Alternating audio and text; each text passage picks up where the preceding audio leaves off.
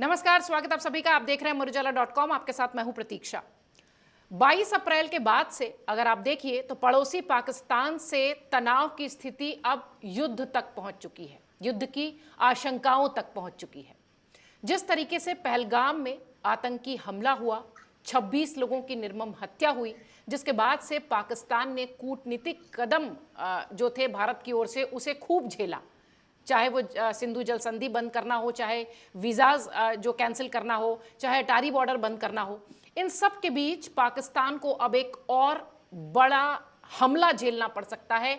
शायद यही चर्चा इस वक्त देश में चल रही है, क्योंकि गृह मंत्रालय की तरफ से 7 मई को देश भर के 259 जगहों पर मॉक ड्रिल की व्यवस्था की बात कही गई है। कहा यह गया है कि इस मॉक ड्रिल को एक तैयारी के रूप में, इस मॉक ड्रिल को एक प्रिपरेशन के रूप में देखा जा रहा है।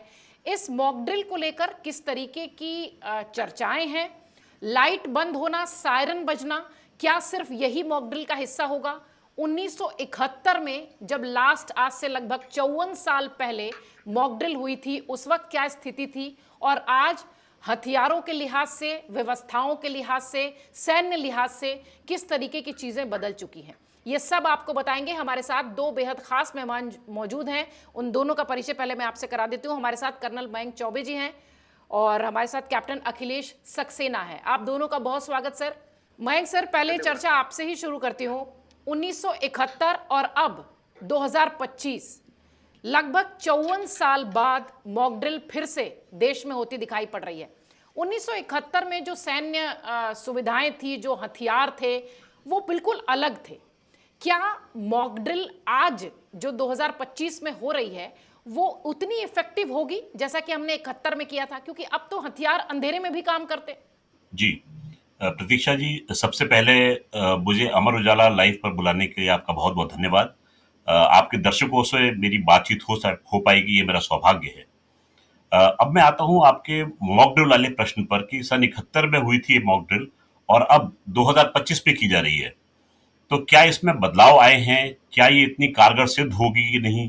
तो इन सब मुद्दों को कवर करने के लिए हमें ये देखना पड़ेगा कि मॉक ड्रिल जो होती है, यानी कि आपातकालीन अभ्यास, ये कई कारणों से बदलाव आता है इसके अंदर। सबसे पहला बदलाव आता है आपकी राजनीतिक स्थिति जो है वो बदलती है। नंबर 2 कारण है आपका सुरक्षा का जो माहौल है वो बदलता है। और तीसरी चीज है कि तकनीक बदलती है, जैसे कि आपने कहा। तो मैं जाऊंगा सन 1971 में। 1971 में हमारे सामने स्थिति क्या थी? भारत पाक युद्ध था, बांग्लादेश का एक तरीके से उदय हो रहा था।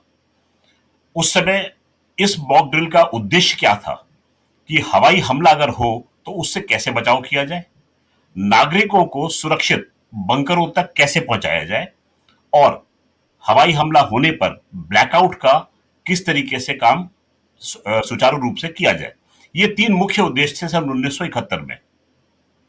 अब इसकी तो तकनीक थी, इसको किस तरीके से क्रियान्वयन में लाना था, इसमें उस समय हमारे पास में मैनुअल सायरन थे, हाथ से ऑपरेट होने वाले सायरन, और इसको हम रेडियो और लाउड स्पीकर की मदद से जनता तक प्रसारित किया करते थे। यह सन 1971 की बात है। इसमें समाज के कौन कौन से अंग जुड़े थे?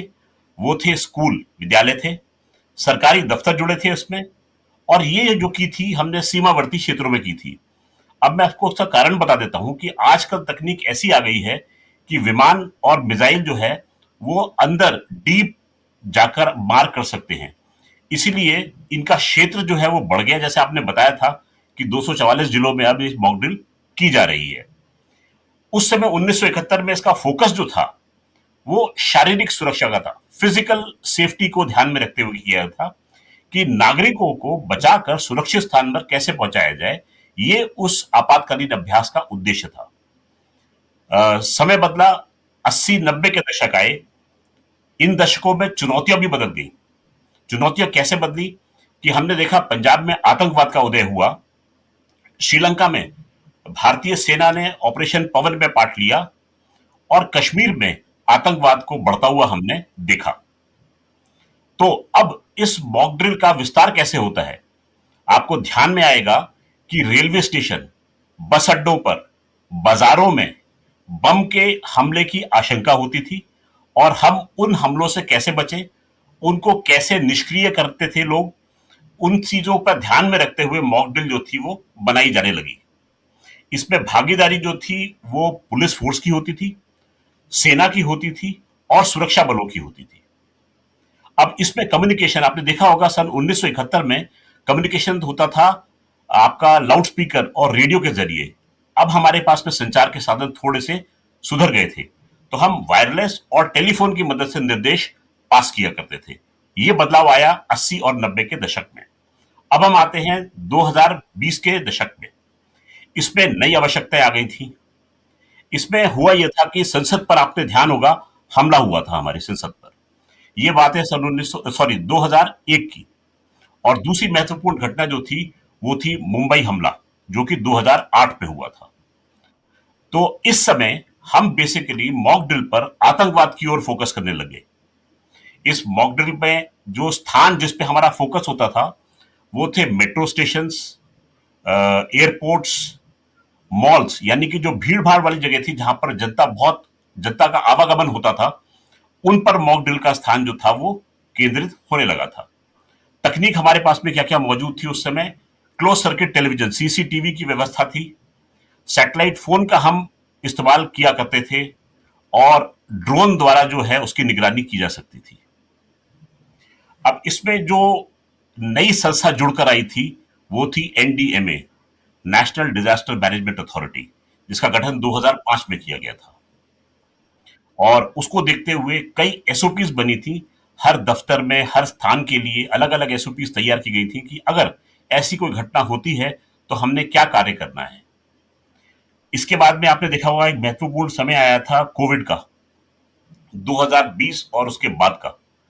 ये एक नई तरह की आपदा हमारे सामने आई थी, जिसमें कि एक जैविक कीटाणु, इससे हमारा युद्ध हो रहा था। इसमें मॉक ड्रिल करने का उद्देश्य क्या था कि क्वारंटीन कैसे करें, यानी कि जिसको ये रोग जो है उससे ग्रसित हो चुका है उसको किस प्रकार से अलग होकर रखा जाए। हॉस्पिटल मैनेजमेंट जो था वो इंपॉर्टेंट हो गया था, हॉस्पिटल का प्रबंधन किस प्रकार से किया जाए। उसके बाद में था पीपीई, उसको किस तरीके से पहना जाए और पहनने के बाद में उसको डिस्पोज ऑफ कैसे किया जाए। ये एक नई ड्रिल हमारे सामने आई थी। उसके बाद में टीकाकरण का काम जो हाथ में लिया गया, हम किस प्रकार से एक पंक्तिबद्ध होकर खड़े हो सके, इसकी भी ड्रिल जो थी वो प्रैक्टिस की जाने लगी। अब इस समय हमारे पास में डिजिटल समन्वय का समय आ गया था। हमने कई एप्लीकेशंस की मदद ली, जिसमें आपको ध्यान होगा आरोग्य सेतु का मदद लिया जा सकता था, और दूसरा कोविन के नाम से एप्लीकेशन जो थी भारत सरकार ने लॉन्च की थी। तो इस प्रकार से पूरा पैराडाइम जो है धीरे धीरे देखा जाए स्थिति के हिसाब से, समय के हिसाब से बदलता गया। अब हम आएंगे 2025 में, जो कि इस समय हो रही है, जो कल मॉक ड्रिल होने वाली है। जैसे आपने बताया 244 जिले इसमें भाग लेंगे और जिन पे हम देखेंगे कि इसका इफेक्ट हो सकता है। इस मॉक ड्रिल के मुख्यतः 7 बिंदु हैं। इन 7 बिंदु में सबसे पहले आता है कि हवाई हमले की जो चेतावनी है वो कैसे दी जाएगी? सायरन की मदद से। हवाई हमला प्रतीक्षा जी 4 तरीकों से हो सकता है। एक, एयरक्राफ्ट की मदद से दुश्मन का हवाई जहाज जो है वो हमारे क्षेत्र में दाखिल हो जाए। मैं आपके दर्शकों को बताता चलूं कि भारतीय सैन्य शक्ति इतनी कमजोर नहीं है कि ये दुश्मन का कोई भी हवाई जहाज या कोई भी हवाई जो मार्ग से कोई भी चीज हमारे सीमा में प्रविष्ट कर सके। हम उसको निष्क्रिय करने में सक्षम हैं। हमारे पास में S-400 की सुविधा उपलब्ध है, एयर डिफेंस सिस्टम की, और हमारे पास में multi layer air defence system मौजूद है। S-400 के बाद में हमारे पास में इस समय आकाश SG और बराक 8, इनकी लेयर्ड हमारे पास में सेफ्टी मौजूद है, यानी कि दूर से एक पकड़ेगा, पास आने पर दूसरा पकड़ेगा और उसको निष्क्रिय कर देगा। परंतु युद्ध के समय कुछ कहा नहीं जा सकता। हो सकता है कोई बच बचाकर निकल जाए या कोई चूक हो जाए तकनीकी, उससे अगर कोई ऑब्जेक्ट हमारी तरफ आ जाता है, जो कि एक हवाई जहाज हो सकता है, अनआर्म्ड एरियल व्हीकल हो सकती है यूएवी, उसके साथ में हो सकता है कोई ड्रोन आ जाए या फिर कोई प्रक्षेपास्त्र हमारी सीमा में दाखिल हो जाए। इन चारों चीजों को देखते हुए हवाई हमले की चेतावनी का एक तरीके से ट्रेनिंग जो है और उसका प्रैक्टिस जो है वो कल की जाएगी। सायरन के भी तरीके हैं। अब हमारे पास में इलेक्ट्रॉनिक सायरन आ चुके हैं जो कि बिजली से चलते हैं। यदि बिजली कट गई तो हमारे पास में बैटरी ऑपरेटेड सायरन है जो कि इंसान कंधे पर रखकर उसको ऑपरेट कर सकता है। यदि ये भी ना चला तो तीसरी चीज है हैंड हेल्ड सायरन, जो सबसे ज्यादा कारगर सिद्ध हो सकता है। यदि सब कुछ फेल हो जाए तो मैनुअल जो चीज है वो सबसे सेफ मानी जाती है, वो भी चल सकता है। सायरन किस तरीके से लोगों को बताया जाएगा? सायरन लंबा बजे, रुक रुक कर बजे, इसका मतलब है कि हवाई हमला होने की आशंका है, आप आड़ को पकड़े। आड़ कैसे पकड़ी जाएगी? इस आड़ को पकड़ने के लिए आप एक सुरक्षित स्थान पर जाएंगे। आपको लेटना है नीचे पेट के बल, क्योंकि शरीर के मुख्य अंग जो हैं वो देखे जाते हैं सामने की तरफ होते हैं। उनका हमने बचाव करना है। यदि कोई बम फटता है या कोई ऐसी चीज गिरती है तो वो हमारी पीठ पर गिरे, यानी कि लेस डेंजरस एरिया को हर्ट कर पाए। धमाका होने के लिए आप किस प्रकार से कान को बंद करके मुंह नीचे करके लेटेंगे? यदि आपके पास में कोई भारी टेबल है तो उसके नीचे जाके बैठ जाएं। अगर टेबल नहीं है तो दीवार का कोना, घर का कोना पकड़े और अपने सर के ऊपर कोई भी तख्ती या फिर कोई भी आपके पास में हार्ड चीज है उसको रखें, जिससे ऊपर से अगर डेबरी गिरती है तो आपके सर को नुकसान ना हो। बिल्कुल कर्नल मयंक, मैं फिर से आपके पास आऊंगी। मैं चाहूंगी कि कैप्टन अखिलेश सक्सेना को भी इस बातचीत में शामिल कर लें। अखिलेश सर, जिस तरीके से अभी मयंक जी भी कह रहे थे कि 71 से अब तक तस्वीर बदली है और आपातकालीन स्थिति से निपटने की व्यवस्थाएं भी बदली हैं। अगर हम सीधे इसको युद्ध के एंगल से जोड़कर देखें तो 1971 का भारत भी बदल चुका है, 1971 की सैन्य स्थिति भी बदल चुकी है। आप कहां देखते हैं अगर युद्ध जैसी स्थिति बनती है तो भारत को? और दूसरा सबसे बड़ी बात कि सैन्य लिहाज से चीजें अब बदल चुकी हैं। अब अंधेरे में, या यूं कहें कि ऊपर से वायु के मतलब जो वायुसेना के लोग हैं वो किसी भी देश के हो, किसी भी देश की आर्मी हो, वो ये पता कर सकती है ऊपर से भी कि यहाँ पर ह्यूमन जो एक्टिविटी है वो है या नहीं, या यहाँ पर लोग हैं या नहीं। यानी अब बहुत आसानी से ये सब चीजें पता की जा सकती हैं।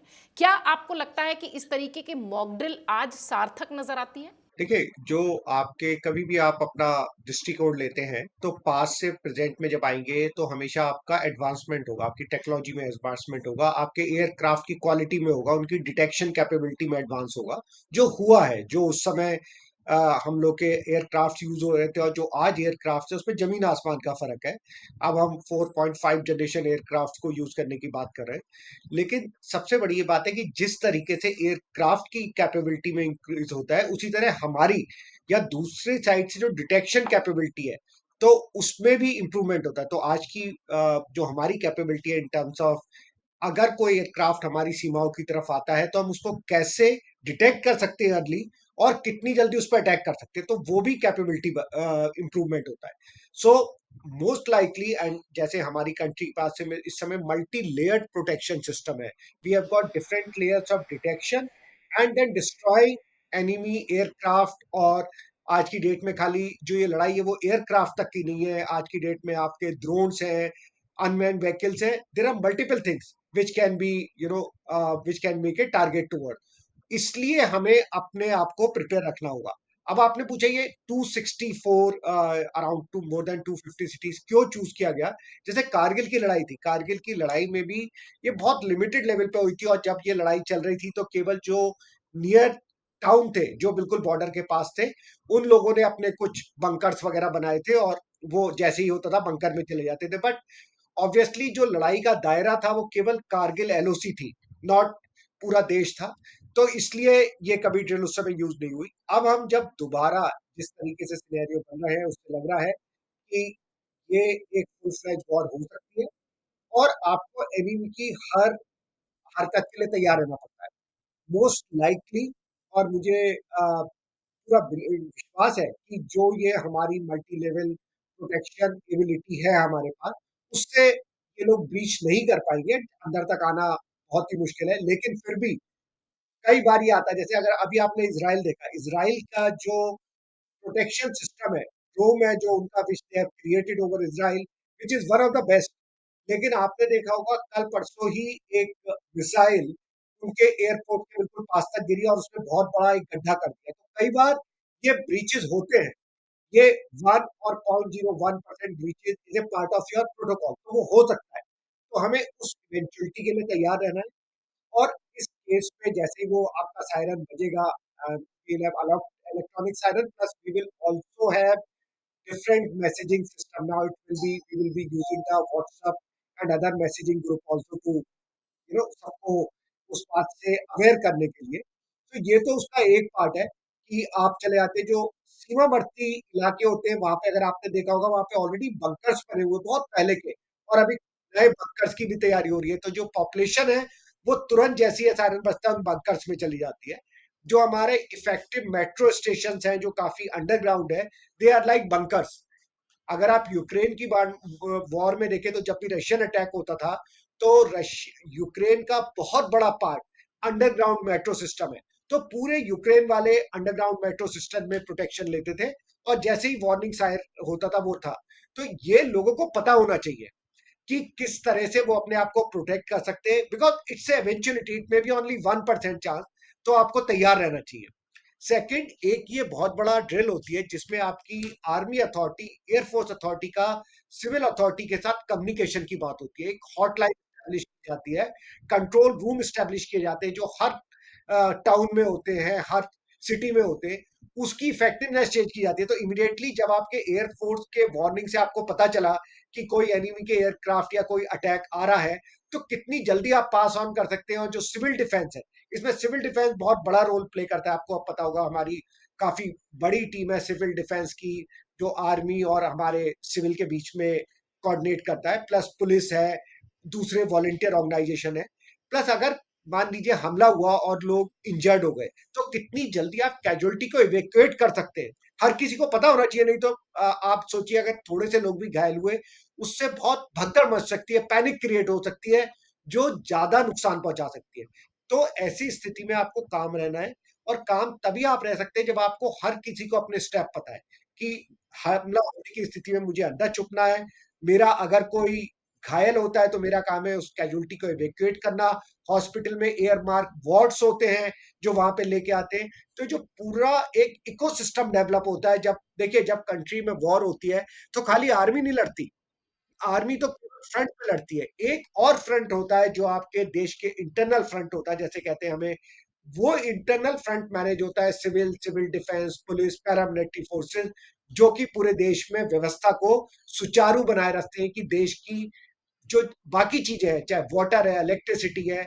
इसमें यह भी इंपॉर्टेंट है कि जितने हमारे इंपॉर्टेंट इंस्टॉलेशन होते हैं, देखिए एनिमी आपके हमेशा जो इंपॉर्टेंट इंस्टॉलेशन है, चाहे वो आपके संचार के केंद्र हो, चाहे वो हॉस्पिटल्स हो, चाहे वो important thing like airport, railway station, bus station हो, उनको टारगेट करता है। तो इन चीजों को कैमोफ्लेज किया जाता है, कि इन पे लाइट्स आउट का अरेंजमेंट देखा जाता है कि कोई भी चीज वहां पे मूवमेंट स्टॉप कर दिया जाए, जिससे कि एनिमी को मिनिमम इंफॉर्मेशन रखे।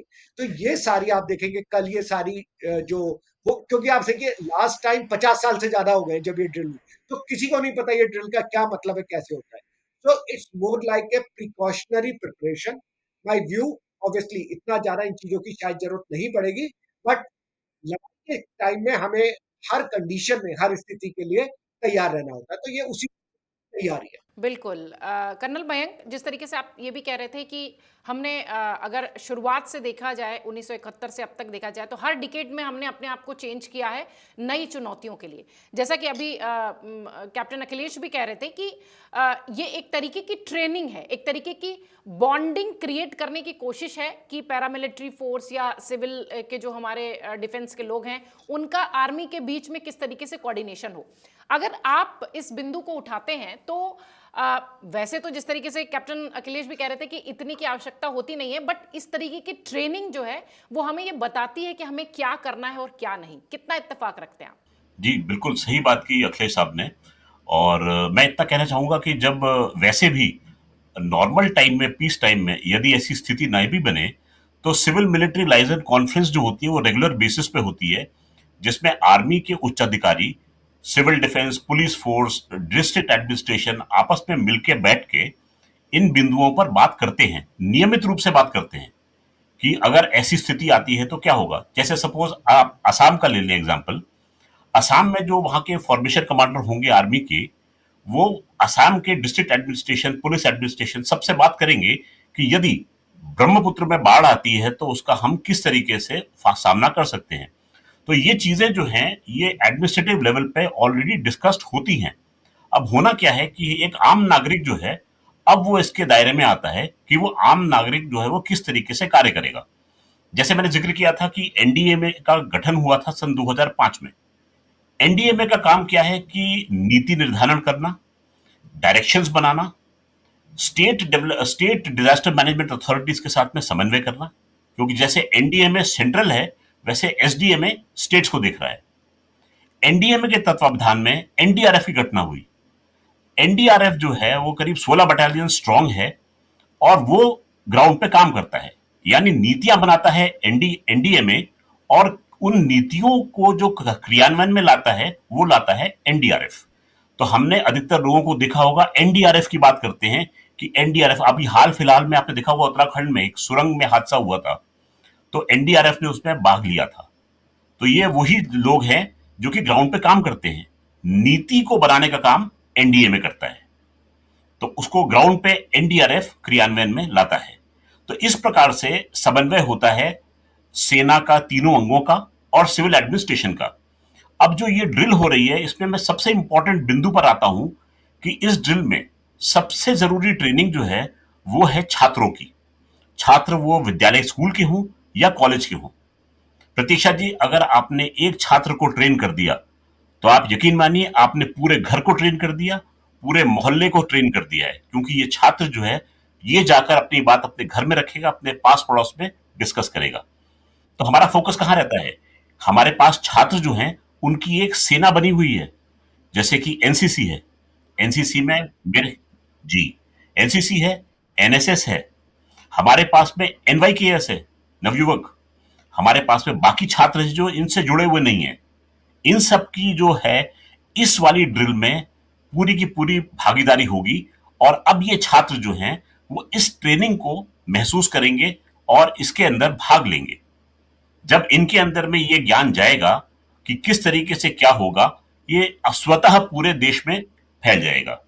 तो ये बहुत अच्छी ड्रिल है। यदि कुछ हो ना हो तो अच्छा है, यदि भगवान ना करे अगर कुछ हो भी जाए तो हमें उसकी पूरी तैयारी रहे। मॉक ड्रिल की बात तो हो गई, अब जरा मैं मुख्य बिंदु पर आ जाती हूँ। ये चर्चा जो है वो अगर पड़ोसी मुल्क से युद्ध या सैन्य कार्रवाई की बात होगी तो सर सबसे पहले अखिलेश जी आप ही इसका जवाब दे दें कि हम या भारत के लोग पाकिस्तान के सामने किस तरीके से मजबूती के साथ नजर आएंगे, चाहे वो सैन्य लिहाज से हो, चाहे वो वायुसेना के लिहाज से हो, चाहे वो थल सेना हो, चाहे वो हमारी जल सेना हो, या फिर हमारी स्ट्रैटेजिक प्लानिंग के हिसाब से हो। क्या पाकिस्तान इतना सक्षम है कि वो हमारे सामने खड़ा रह पाए? देखिए, जब भी युद्ध होता है, जैसे मैंने अभी आपको बताया, युद्ध केवल देश की फौज नहीं लड़ती, पूरा देश उस युद्ध का एक पार्ट होता है। तो एक तो बात होती है कि हमारे देश के जो वेपन सिस्टम है वो कितना अच्छा है। मैं आपको एक बात बताना चाहता हूँ कि भारतीय फौज इस समय देश की नहीं, पूरे विश्व की सबसे बेहतरीन फौजों में से एक है, और इस बात का लोहा सारी दुनिया की सारी फौज मानती है, राइट। हो सकता है हम अमेरिका से या चाइना में in terms of their technology हम उनसे पीछे हो, लेकिन जो हमारे ऑफिसर है, जो हमारे जवान है, उनका जो कैलिबर है, उनका जो पैशन है, उनका जो देशभक्ति का जज्बा है कुछ करने का, ये किसी भी देश से ऊपर है। और जब ये ज्वाइंट वॉर एक्सरसाइजेज होती है जिसमें बहुत सारे देशों की सेना इकट्ठा पार्ट लेती है, उसमें बहुत ज्यादा टाइम भारतीय फौज हमेशा नंबर वन पे रहती है, क्योंकि वो खाली अपने वेपन सिस्टम नहीं, उनके अपना जो देशभक्ति का जज्बा है, जो कुछ कर गुजरने का वो है। इनफैक्ट आप मानिए जब कारगिल की लड़ाई हुई थी, तब तो हम हर तरह के डिसएडवांटेज में थे।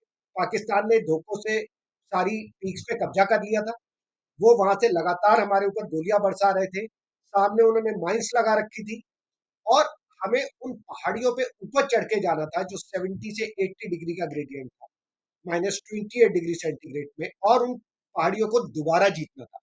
तो उस समय के लिहाज से हमारे जीतने के चांसेस 1% भी नहीं थे, क्योंकि टेक्टिकल एडवांटेज जो पाकिस्तान ने ले लिया था। लेकिन फिर भी उस स्थिति में भी हमने उस इम्पॉसिबल सी लड़ने वाली वॉर को जीत के दिखाया, और आज वो एक केस स्टडी है बहुत सारे देशों के लिए।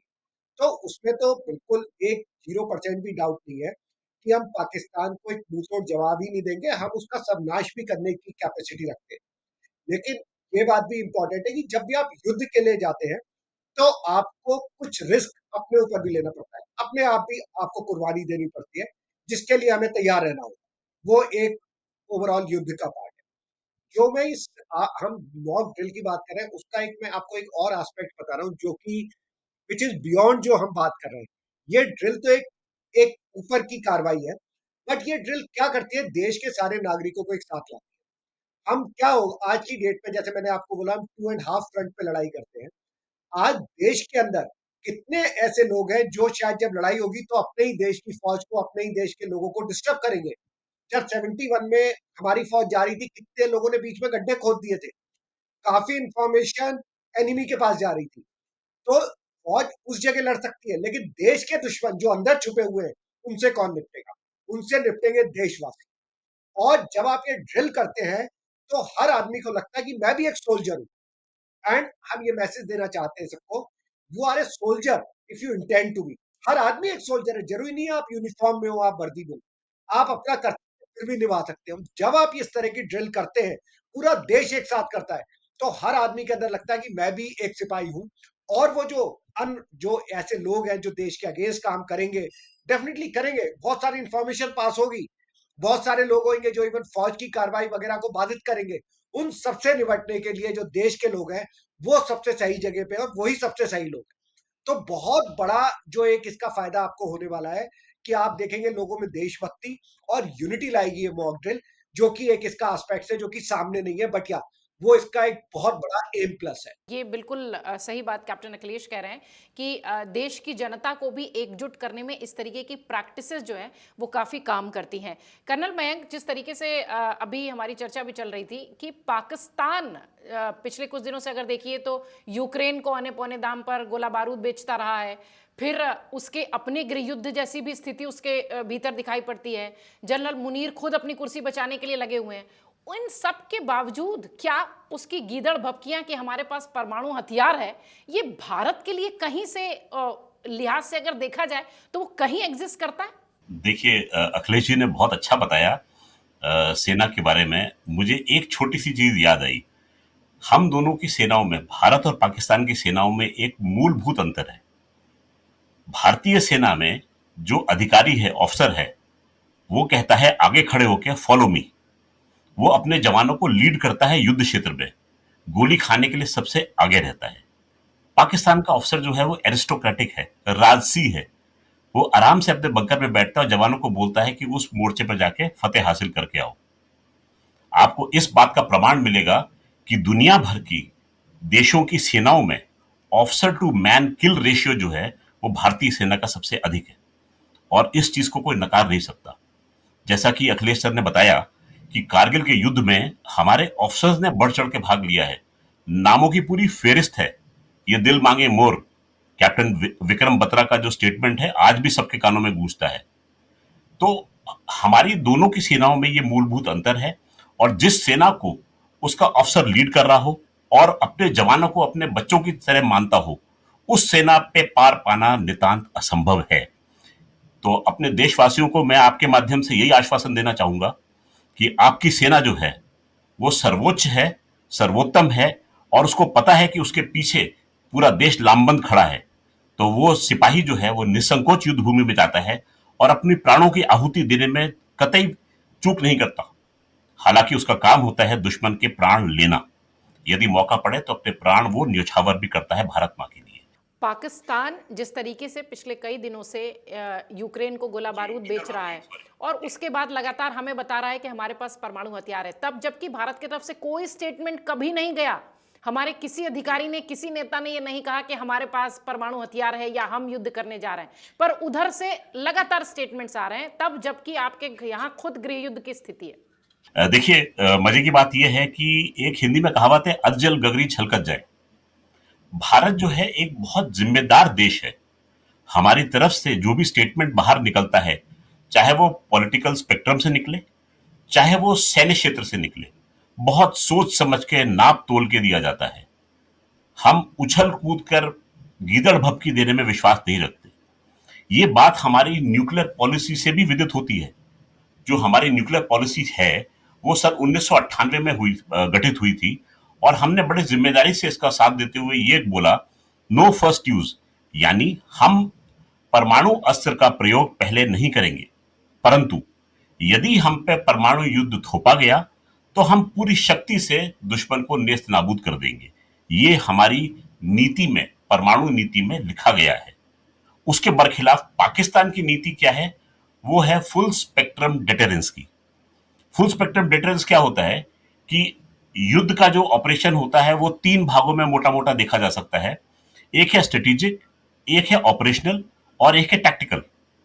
टैक्टिकल में जैसे कि सेनाएं जो हैं वो टुकड़ियां आगे बढ़ती हैं युद्ध के लिए, तो जैसे पाकिस्तानी गिदर भपकी देते हैं, हमारे पास में पाव पाव के बम हैं, यानी कि वो बम जो कि 60 से 70 किलोमीटर दूर फेंकेंगे उस टुकड़ी के ऊपर जो कि उनको हो सकता है उससे खतरा महसूस हो। यानी कि ऐसा देश जो अपनी रक्षा के लिए तथाकथित अपने सैनिकों और अपनी सिविलियन की जान और माल की चिंता करते बिना केवल दुश्मन देख के उसके ऊपर परमाणु बम फेंक दे, ऐसा देश आप क्या मानेंगे? तो ये मूलभूत अंतर है और वो हर बार ये गीदड़ भपकी देते हैं। गीदड़ भपकी देने का उनका कारण क्या है? वो चाहते हैं कि दुनिया जो है वो आ जाए इस डर से कि भाई कहीं यहां न्यूक्लियर फ्लैश पॉइंट ना हो जाए और भारत को वो रोक ले किसी काम से। आपको विदित होगा कारगिल के युद्ध की जैसे बात चल रही थी, उस समय पाकिस्तान की जो पूरी लीडरशिप भाग कर गई थी प्रेसिडेंट क्लिंटन के पास में यूएसए, और कहा था कि रोक लो रोक लो। 4 जुलाई का दिन था जिस दिन यूएसए में छुट्टी होती है इंडिपेंडेंस वक्त की। उस दिन जाके उन्होंने उनसे भेंट की थी। बिल क्लिंटन की बातचीत हुई थी प्रधानमंत्री अटल बिहारी वाजपेयी से, और उन्होंने बताया था कि भाई ये तो ये कह रहे हैं कि हम न्यूक्लियर बम छोड़ देंगे। तो अटल जी ने बड़े सहज तरीके से बोला था कि अगर ये न्यूक्लियर बम छोड़ते हैं तो हो सकता है 20% मेरे देश का जो है वो नष्ट हो जाए, परंतु पाकिस्तान अगली सुबह नहीं दिखेगा। ये विश्वास था अटल जी का, और इसी विश्वास को देखते हुए पाकिस्तान की सेनाओं को क्लिंटन ने बोला आप चुपचाप वापस हो जाइए। अटल जी जो है इस बात को मानने को तैयार नहीं है।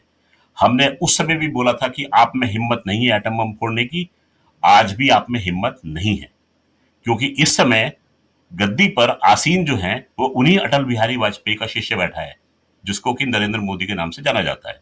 अगर इतनी ही हिम्मत होती तो इस तरीके की कायराना हरकत शायद पाकिस्तान नहीं करता कि निहत्थे उन टूरिस्ट पर जो कि घूमने गए थे, जो कि अपनी छुट्टियां बिताने गए थे, जो अपनी फैमिली के साथ अच्छा टाइम स्पेंड करने गए थे, उनके ऊपर हमला होता है और उनको एक तरीके से कह दीजिए कि उन्हें मौत के घाट उतारा जाता है। हमारे शीर्ष पर एक घाव दिया जाता है पाकिस्तान की तरफ से, जिसके बदले की अब तैयारी है। पूरा देश ये मांग कर रहा है। लगातार भारत की तरफ से कूटनीतिक कदम भी उठाए जा रहे हैं, लेकिन अब 7 मई मॉक ड्रिल की तैयारी है जिसमें देश के तमाम लोग शामिल होंगे। और निश्चित तौर पर इस बातचीत के बाद आपको ये स्पष्ट हो गया होगा कि मॉक ड्रिल की आवश्यकता क्यों है, क्यों हम और आप अपनी सेना के साथ मजबूती से जुड़ते हुए नजर आएंगे तब जबकि हम इस मॉक ड्रिल का हिस्सा होंगे और हम मेंटली अपने आप को प्रिपेयर करेंगे कि हाँ, हम वर्दी में नहीं हैं लेकिन हम अपनी भारतीय सेना के साथ हैं। बहुत शुक्रिया आप दोनों मेहमानों का हमसे बातचीत के लिए। बहुत धन्यवाद, आपने समय निकाला। अगर आप ये वीडियो YouTube पर देख रहे हैं तो हमारे चैनल को सब्सक्राइब कर बेल आइकन दबाएं, और Facebook पर देख रहे हैं तो हमारे पेज को लाइक करें। 8 मिलियन प्लस सब्सक्राइबर, आपके इस भरोसे के लिए बहुत धन्यवाद।